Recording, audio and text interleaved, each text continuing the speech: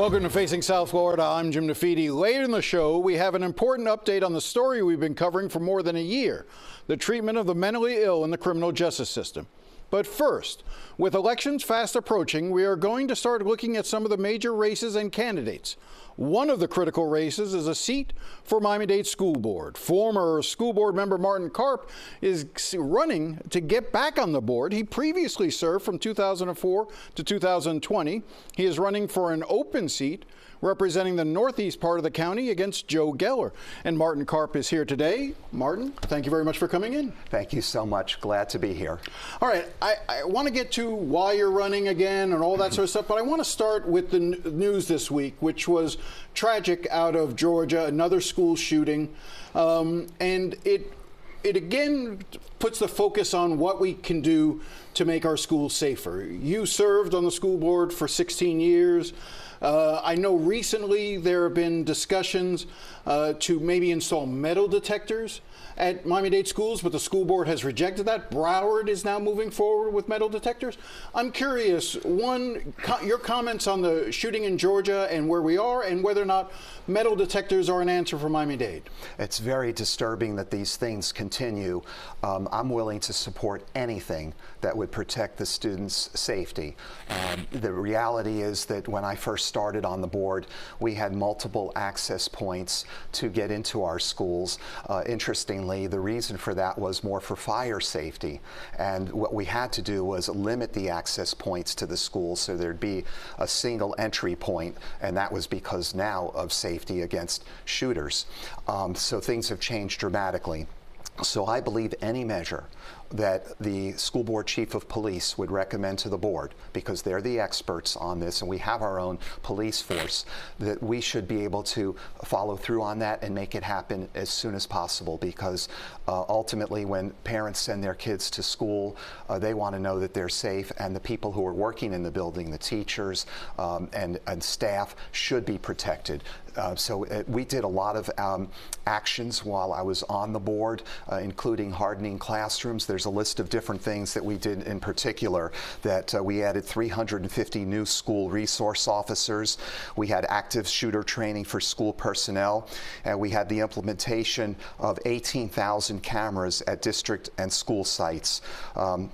We also created the mental health department and the creation of the police command for all safety security events. And so these are things that we did, but we have to do more. So let's go back to, let's almost reset here. Why are you running again? You served for 16 years. Why do you want back on the school board? Sure. Well, I believe, first of all, I missed it, and this was my passion. I started teaching 33 years ago. My experience is in education, and I didn't think that the seat would open up. But when it did, I gave it some thought.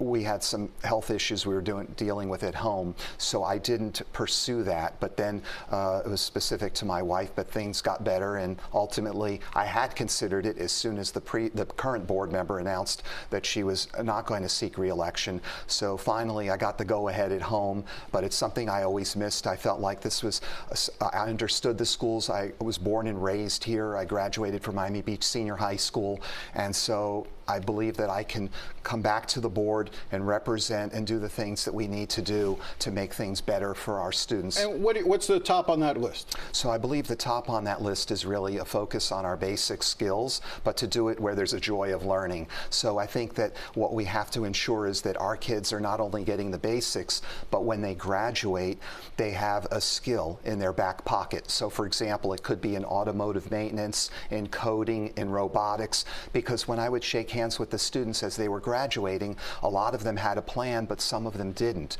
So we need to ensure that they have a plan, and we know that students may change their mind 3 or 4 times. People change their careers. So if you have that skill, let's say in automotive maintenance, and you're not sure what your next step is, at least you can do something when you graduate, when you're out there in the community, and then you can shift gears, but have something to work with. And that's one of my big priorities. Now, one of the things we've seen in recent years, particularly since Ron DeSantis DeSantis has become governor is school boards have become heavily politicized. Yes. And we're seeing a lot of the culture war battles. I guess I want to get a more general guess from you, or feeling from you. Do you agree in general with what Ron DeSantis has been doing with schools throughout the state of Florida, and particularly in Miami-Dade? Well, I don't agree with anything to make the schools political.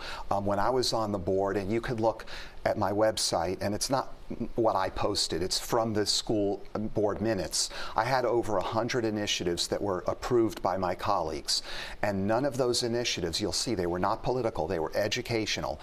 They focused on dropout prevention, increasing the graduation rate, finding out whether we need to provide more programs for students with dual exceptionalities. I do understand that, but right. we're I in a don't different support anything that's political. I believe we need to focus on the classroom. Our kids don't want it, the parents don't want it, and what's interesting is when I go out and I meet people, if I speak to people that are more on the liberal side of the equation, they tell me that they don't want the culture wars, and when I speak to people on the more conservative side, they tell me they don't want the indoctrination. So I think everyone has come to the agreement where we just want education. But do you think that the schools have been used to indoctrinate children? Well, I think that I did a board item, and it was my last board item on political biases. And yes, what happened was, and the student advisor spoke to it, students were actually feeling like they couldn't express their views in class if they were in opposition to what the teacher believed. And in fact, I think it was like 40% of 11th graders feared losing a letter grade. I had a student who came to me and said that his grade was lowered because his view was different than that of the teachers. Well, and then a committee raised his letter grade. But let me ask you some. Believe that. Let me ask you some specifics. Sure. Do you agree with DeSantis' decision to ban instruction on sexual orientation and gender identity? Well, when you talk about that, you talk about the grade levels that are there. Well, this is now through grade 12. Right. I don't think that, I think the way we were doing things on the school board, where it was focused on education and on the basic skills, is what we should be doing. And getting into all these other conversations, some of these are matters that are dealt with at home and not in the classroom. Especially there are people that aren't trained in those areas. We have people that are, and that we have counseling and other things that deal with specific issues, but I'm not in favor of programs, or I think we need to focus solely on the reading, the math, the science, the social studies, I get that, the subjects that help our students get to the next point. But for instance, you know, the last 2 years, the Miami-Dade School Board has voted against, you know, a Gay Pride Month, which is normally in October. Sure. If that measure came before the board while you were on today, how would you be voting actually, for it? there is a measure on this board right now. Okay, and for how the would you, Tuesday board meeting. How would you vote on it? So there's an item right now I would like to talk about, and it's LGBTQ History Month, and that's coming up this Wednesday, and I think that's the item we're talking about because it infuses the pride. I've got a limited amount of time. I understand that, so I'm going to answer that. It? It depends what the item says. So for example, right now there's a board item that talks about discrimination against students. I reject all forms of discrimination against students, and I think that that item, if it focuses on discrimination and it focuses on giving kids the services and the support that they need, then I would support it. I would support any item that protects students, and I'm not just talking about it, Jim. In 16 years, that's exactly what I did. So this item that actually the person who succeeded me is bringing forward addresses LGBTQ History Month, and in that item, she talks about kids committing suicide. She talks about discrimination in the classroom, and I would support any item that will protect our students if it's suicide prevention,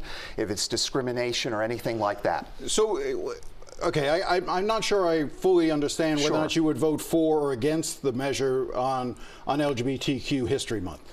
It depends on how the items proposed. So, for example, I'll address that specifically. So the item actually, the subject in this board meeting, the subject is different from the body and it's different from the action proposed. In the body of the item, and this is how a school board member does this, so this is what I want to explain. I never missed a board meeting in 16 years. I never missed a committee day in 16 years. So the item as presented, to answer it, you can't answer it simply. The item as it's presented, in the subject it says one thing about LGBTQ History Month. In in the body, it talks about suicide prevention, that students who are LGBTQ are more likely to commit suicide. But in the action proposed, do you know what it says? Not to touch the curriculum materials, not to touch instruction, but just simply recognize it as a history month. So the item, the body, doesn't match the action. You have to have all three match because you vote on the action that's proposed. No, I would not vote against it or for it. I would vote to have the item. No, Jim, let me explain. No, I got to move on. No, I have to explain that. The action has to match it. If the action matched the body of her item, which says that we have to have discrimination-free schools, then I would actually support the item. You talk about education. I would support the item. I want to go back. I would support the item, though.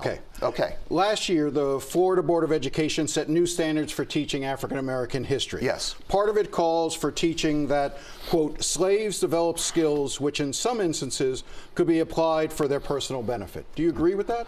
I reject anything that whitewashes American history. I taught history. I don't agree with anything that alters history. So you think that DeSantis and the Board of Education was wrong on that? I would have to look at his exact quote, but I would disagree. If that's the case, I disagree with anything that alters history. Anything. History should be taught as it occurred, but we have to use multiple sources. I'm in the middle of a campaign where there are mail pieces that say that one thing happened and they didn't. So it has to be factual, and it has to be more than one source as well, because using multiple sources does not always is what gets to the bottom of things. I want to talk to you about the OIG report. Absolutely. So there was an OIG report that came out a couple of years ago, yes, in which a group, Shabbat Shahil, was given free access to schools, right, for 10 years. Didn't get to pay fees, and more insidiously, did not have the background checks necessary to operate after-school programs on that. Right.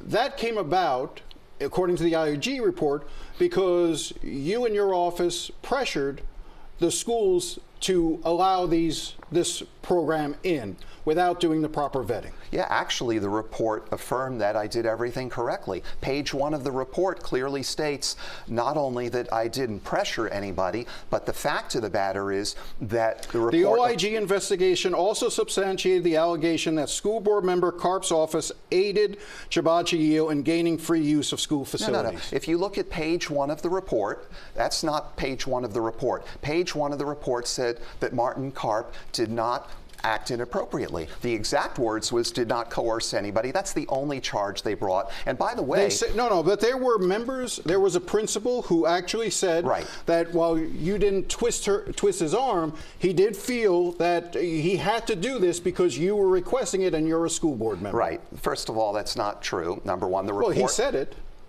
Oh, Jim, the report bears out that on page 1, that number 1, that I did not do that. And number 2, the report actually affirms that I acted appropriately. And what's interesting about that is... But your chief of staff certainly didn't. The chief of staff acted appropriately. We have an affidavit that was not... No. Jim, we have an affidavit... There's a 1,000-page report that documents exactly what it is. Where's the camera? I would like to look into the camera.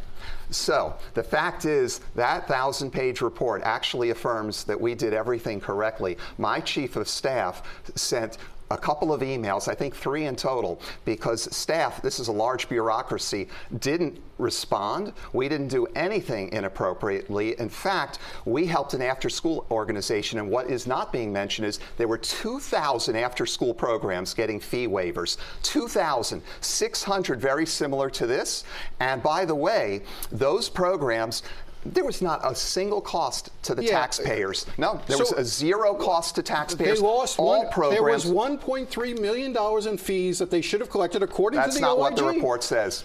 That's not what the report says. Also, not a single penny. Ask the chief financial officer. Not a single penny of taxpayer money was taken. The problem was because this program didn't go through the proper vetting, because of the influence that you and your office put on it. That's the false. Inspector General said in a hearing before the school board, right, this could have put kids at risk. Yeah, so that's false, number one. Number two, background checks are done by not only the school district, but this was a children's trust program. It has nothing to do with the school board member's office. Absolutely nothing. The Jessica Lunsford Act requires that if you're going to use school facilities like that, they have to go through the check, and they didn't. They did, actually. They did. It's just technicalities. They did, but this is something that's checked by not only the school district, has nothing to do with a school board member, and the fact is that hundreds of after-school programs were operating, and so they single out one program. There's definitely nothing there that says our office had anything to do with background checks or the safety of students. And by the way, what you're not mentioning is that the conclusion of the report, as I said earlier on page 1, shows nothing that I did. And number two, what's also interesting is if you look at this, there was an audit committee that followed. The IG herself stated that, number one, not only was there no wrongdoing on my part, but the IG herself stated, let me finish, there was no penalties. There were no charges. It was not forwarded to the state attorney. It wasn't forwarded to anybody. Did you agree not to run for re-election back then because of this report? No, I had decided in the middle of my 4th term that I wasn't going to run for re-election. It had nothing to do with it. I served for 16 years. I was tired. I didn't run for well, if that's the case, why would I run now? That IG said... I don't know why you can look at me. Well, I want to let the viewers know. Yeah. That IG specifically said in the audit committee, we are not forwarding this report. We are not pressing any charges. We are not filing anything. There's no evidence of wrongdoing on my part. That's amazing. Can you imagine? I was audited and I passed. That's great. I don't know that this report is a passing grade for you. Yeah, but there's okay, so it is a passing grade. My record is clear. But by the way, this is the problem, Jim. You have not asked me one question about the dropout rate. How do we improve graduation rates? You haven't asked me. No, no. What you're interested in is what everybody else is interested in. What I'm interested in is how you are going to use your position to benefit another organization. Which, according to this report, I never did. It suggests that you did. This is not an honest conversation. I never ever used my office for anything. I operated at the highest level of integrity. We'll post the IG report on our website. You can post that. Also post my 100 initiatives. Post the fact that people like Nancy Ankrum said that, I'm sorry that you left the board. We miss your service even more. Post the fact that people like David Lawrence say, I believe in you. Look at my website and look at the 200 plus testimonials. Don't cut that out. That's my testimonials. People on my website have said wonderful things about my service. They can also look at the IG report and see for themselves. And by the way, we don't talk about students with dual exceptionalities. We don't talk about any of the things that matter for our children each and every day. That's why I'm running, because we talk about politics, but we don't talk about education. Because school boards have been turned into political minefields. Not by me. I was there 16 years. No evidence of politics when I served. None. When did you become a Republican? Excuse me? You became a Republican, right? That's well, I'm actually a nonpartisan. Now, that's correct. When did you switch from Democrat to Republican? I think it was in September of 2023. And why? It was a personal matter that had nothing to do with education, and this is a nonpartisan race. Okay. It was deeply personal. All right. Martin Karp, thank you for coming in.